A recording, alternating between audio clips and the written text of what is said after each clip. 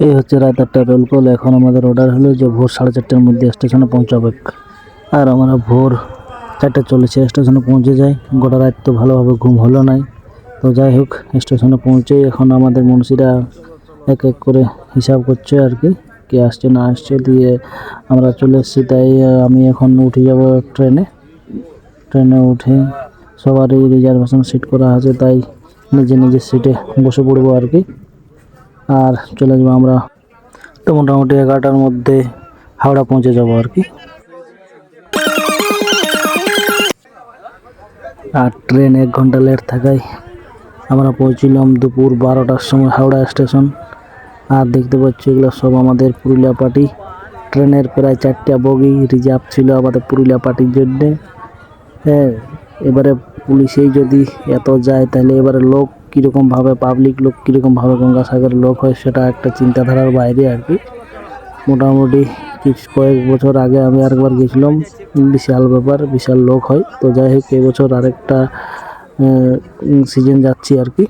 তো এই বছরও বুঝতে পারবো কীরকম লোক হবে না হবে। আর আমরা এখন স্টেশন থেকে বার হয়ে যাচ্ছি। স্টেশনের বাইরে আমাদের জন্য বাস অপেক্ষা করছে আর কি। সেই বাসে করে নিয়ে যাবে আমাদের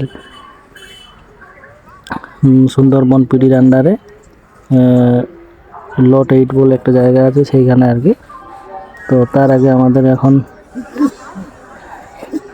কিছু খাবার খেতে হবে আর কি। সবাই খিদের জ্বালায় একদম কেমন হচ্ছে।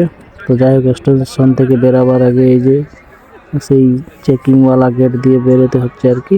সবার ব্যাগ ট্যাগ অটোমেটিক চেক হয়ে যাবে এই গেট দিয়ে বেরোলেই। একটা স্টেশনে এগুলো হয়ে থাকে আর কি। তো যাই হোক, আমরা স্টেশন থেকে বেরোচ্ছি।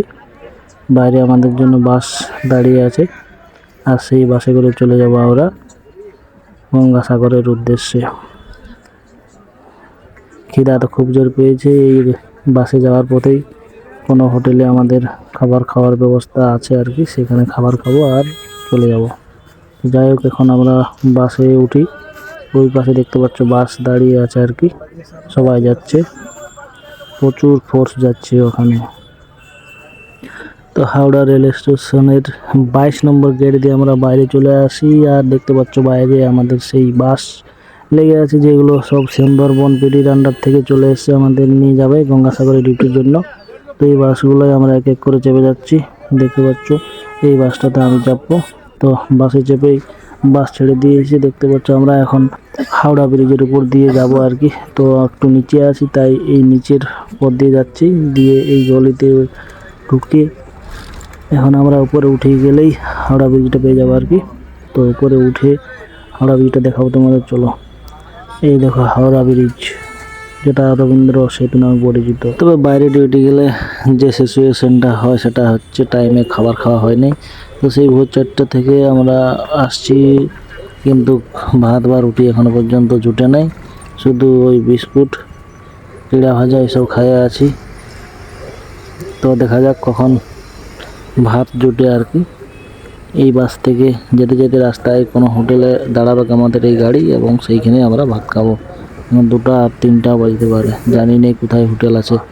যাই হোক, দেখতে পাচ্ছ এই হচ্ছে হাওড়া ব্রিজের সাইডে লোক দাঁড়ায় আছে, কত ফটো তুলছে। আর আমাদের পুরুলিয়া থেকে গঙ্গাসাগর আসতে গেলে এইভাবেই আসতে হবে। পুরো রোডটা পেয়ে যাবে ভিডিওটা দেখলে আর কি, তাই একটু শেয়ারও করে দিবে। আর মোটামুটি অনেকটা কাছাকাছি চলে এসেছি আমরা, দেখতে পাচ্ছ। এই হচ্ছে ওয়েলকাম টু গঙ্গাসাগর মেলা 2024। তো এখন আমরা পৌঁছে গেছি লট 8-এ। আর এই হচ্ছে আমাদের ডিটেলমেন্ট সেন্টার, এখানে আমাদের ডিউটি ডিটেল হচ্ছে।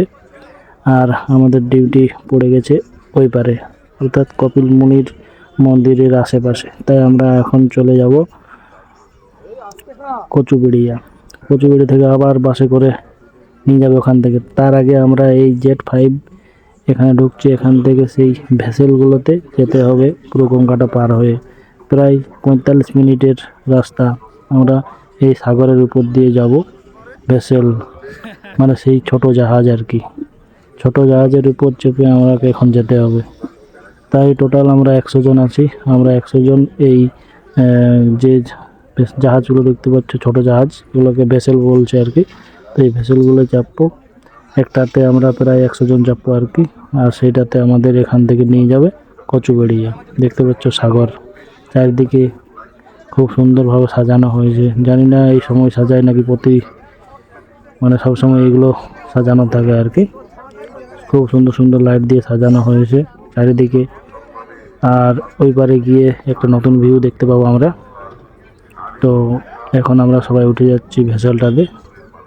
আমরা সবাই উঠে গেলে ভেসেলটা ছাড়বে এবং 45 মিনিটের একটা মানে সাগরের উপর দিয়ে এই যেতে হবে আমাদের। এখান থেকে যে জায়গাটা যাব সেটা এই ভেসেলটার সময় লাগবে 45 মিনিট, অনেকটা দূর নাকি। তো ভেসেলের নিচের দিকে যেতে হচ্ছে আমাদের, বলছে আগে নিচটা ফুল করতে হবে তারপরে উপরে। যাই হোক, আমি তো নিচে চলে এসেছি। এই হচ্ছে জাহাজের ভিতরটা।